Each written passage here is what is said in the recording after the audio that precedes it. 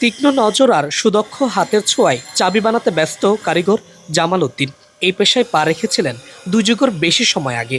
বেশ আক্ষেপ নিয়েই জানান, আগের মতো কাজ এখন তেমন একটা নেই। আধুনিক নামিদামি চাবি বানানোর মেশিনের বাজার কেড়ে নিয়েছে হাতের কাজের দাপট।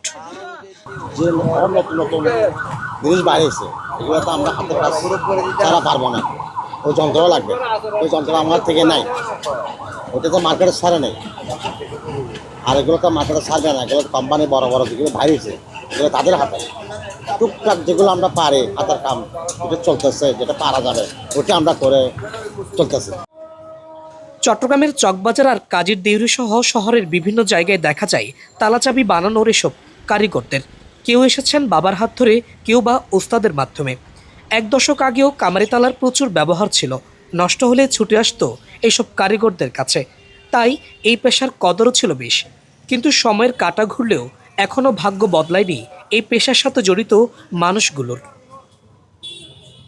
নুরুল হক নূর এই পেশায় বাবার হাত ধরে এসেছিলেন, তবে এখনের অবস্থা বেশ সংকটাপন্ন। তিনি বলছেন, আগে হাতের তৈরি চাবির বেশ প্রচলন ছিল, সারাদিন ছিল ব্যস্ততা। তবে এখন বেশিরভাগ তালাই মেশিনের তৈরি, যার কারণে ক্রমশই কমছে হাতের কাজের চাহিদা। তার মতো এমন অনেকেই আছেন যারা যুগের পর যুগ বন্ধ তালা খুললেও এখনও খুলেনি তাদের ভাগ্যের তালা।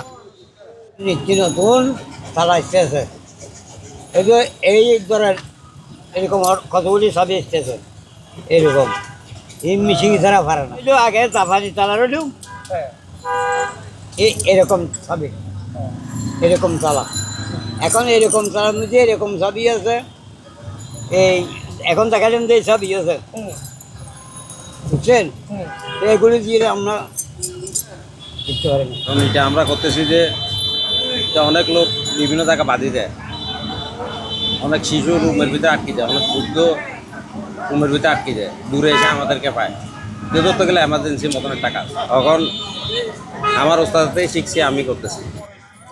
প্রযুক্তির কল্যাণে নানা পরিবর্তন আসলেও তালাচাবি বানানোর এসব কারিগরদের হাতের কাজের গুরুত্ব কমছে দিন দিন। তবুও কাজের প্রতি ভালোবাসা রেখে কিছু মানুষ এখনও আঁকড়ে ধরে আছেন এই পেশা। সাজাদ হুসাইন, বাংলা নিউজ 24, চট্টগ্রাম।